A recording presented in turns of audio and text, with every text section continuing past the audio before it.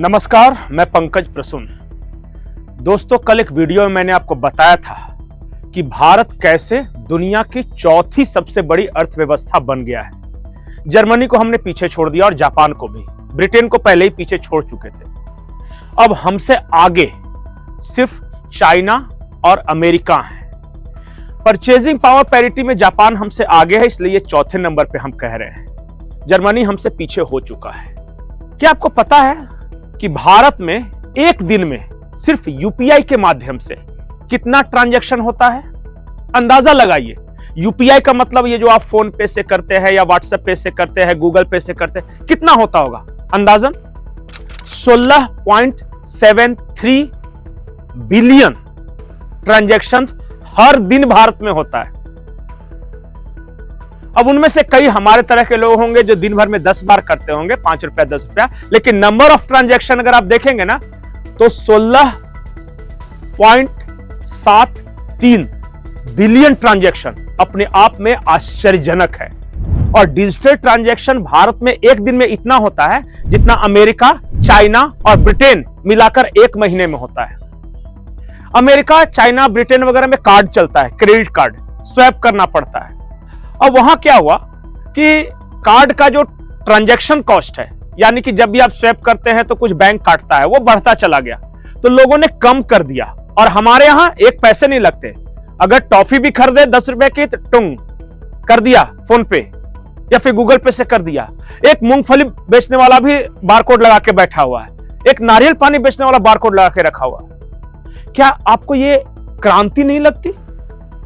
Social economical revolution. और इस क्रांति से पता है आपको देश के कितने पैसे बच रहे हैं?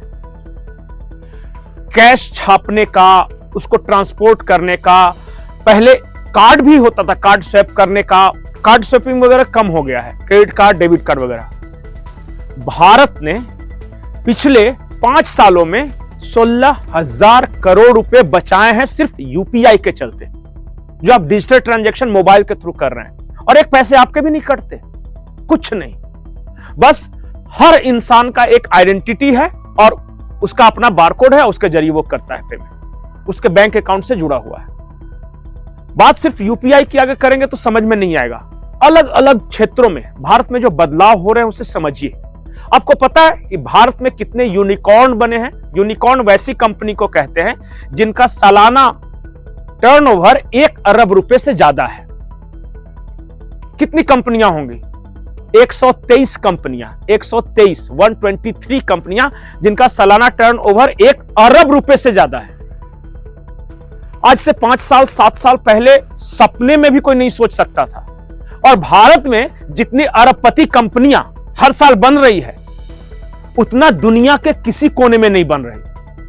अरे कोई एक ऐप बना दे रहा है आपको डायरेक्शन बताने के लिए, कोई एक सॉफ्टवेयर बना दे रहा है बेंगलोर में बैठा बैठा कोई इंजीनियर, और दुनिया हैरान है, भौचक्की है कि भारत में यह हो क्या रहा है। क्या आपको पता है कि पिछले 5 सालों में कितनी वंदे भारत ट्रेनें खुली हैं, या कितने का रेलवे ट्रैक बिछा है, या कितनी सड़कें बनी है? अगर दुनिया के किसी भी कोने से आप तुलना करें तो भारत में एक क्रांति हो रही है। और इस तेज गति से विकास की क्रांति से पूरी दुनिया हैरान है, भौचक्की है कि आखिर हिंदुस्तानी ये कर कैसे पा रहे हैं। अब हर दिन 22 किलोमीटर नया हाईवे बिछा लेना, हर दिन 22 किलोमीटर बन रहा है। जो 4 लेन है वो 8 लेन बन रहा है, जो 2 लेन है वो 4 लेन बन रहा है, फ्लाईओवर का निर्माण हो रहा है, समुद्र में रास्ते बन रहे हैं। अच्छा, ब्रॉडबैंड, आप जो डिजिटल नेटवर्क की बात कर रहे हैं, भारत के 99% लोग आज इंटरनेट से जुड़े हुए हैं। हर 100 में 99 लोग, सिर्फ एक आदमी बचा हुआ है। बताइए दुनिया का कौन सा ऐसा देश है?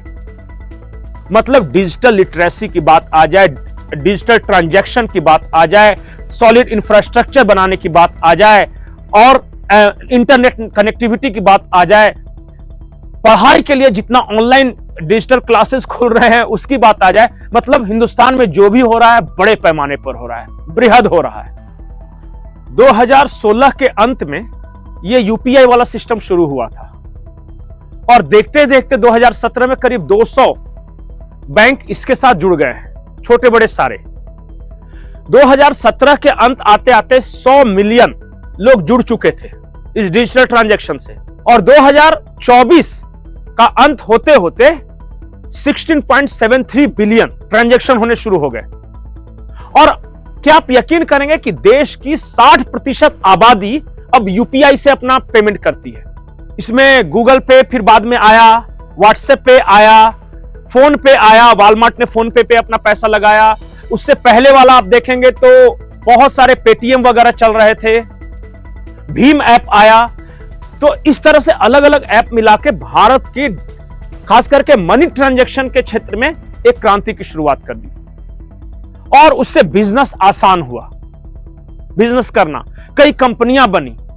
और खामोश क्रांति कैसे होती है इसका आप अंदाजा लगा सकते हैं कि आज ग्रामीण आबादी जिनके पास कल तक बैंक खाते नहीं थे, वो भी आज यूपीआई पेमेंट कर रहे हैं। आज एक पापड़ बनाने वाला, अचार बेचने वाला, मूंगफली बेचने वाला, पकौड़ा तलने वाला, वो सब बारकोड लेके बैठा हुआ है और वो डिजिटल इंडिया का हिस्सा बन चुका है। आज से 10 साल पहले इसकी आप कल्पना कर सकते थे? और बाकी दूसरे देशों के लोग जब आते हैं तो वो देखते हैं कि भारत में ये हो क्या रहा है भाई। 10 रुपए का नारियल पानी पिया, टंग पेमेंट, 5 रुपए की मूंगफली खरीदी, मोबाइल से पेमेंट। ये डिजिटल पेमेंट या मनी का ट्रांसफर ये आसान नहीं था, लेकिन यहां के लोगों ने कितनी तेजी से इसे अपनाया इसकी आप कल्पना कर सकते हैं। और यही जिससे पहले जो फाइनेंस मिनिस्टर थे पी चिदम्बरम, उन्होंने जब मोदी की सरकार ये लेकर आ रही थी तो कितना मजाक उड़ाया था कि भारत में इंटरनेट नहीं है, लोगों के पास मोबाइल नहीं है, इंटरनेट कनेक्टिविटी का प्रॉब्लम है, लिटरेट नहीं है लोग, कैसे एक्सेप्ट करेंगे। और आज देखिए अब तो स्पीकर आ गया है, सीधे पेमेंट होता है, वहां आवाज आती है कि आपके खाते में इतने पैसे आ गए। तो इस तरह की क्रांति हो रही है। इसलिए मैं बार बार एक चीज बोलता हूं कि क्रांति सिर्फ सड़कों पर हल्ला गुल्ला मचाना, नारेबाजी करना, तोड़फोड़ करना, अराजकता पैदा करना नहीं है। क्रांति, सामाजिक क्रांति इस तरह से भी होती है कि आपका रेलवे का नेटवर्क बिछ रहा है, हाईवे बिछ रहा है, इंटरनेट कनेक्टिविटी बढ़ रही है, यूपीआई पेमेंट बढ़ रहा है। क्या यह खामोश क्रांति नहीं है जो लोगों के जीवन में संपन्नता लेकर आ रही है? भारत बदल रहा है, बहुत तेजी से बदल रहा है। फैसला आपका है कि आप इस तेजी से बदलते भारत का हिस्सा बनना चाहते हैं या रुदाली गैंग का हिस्सा होकर हर परिस्थिति में रोते रहना चाहते हैं। हाय है, ये नहीं हुआ, ये कमी, वो कमी। कमियां रहेंगी, लेकिन कमियों को दूर करने का प्रयास होना चाहिए, कमियों को लेकर रोना नहीं है। आपको ये वीडियो कैसा लगा कमेंट सेक्शन में जरूर बताएं कि भारत में कौन कौन से क्षेत्रों में कैसे बदलाव आ रहे हैं, क्योंकि हम पॉजिटिव स्टोरी आपसे सुनना चाहते हैं। नमस्कार।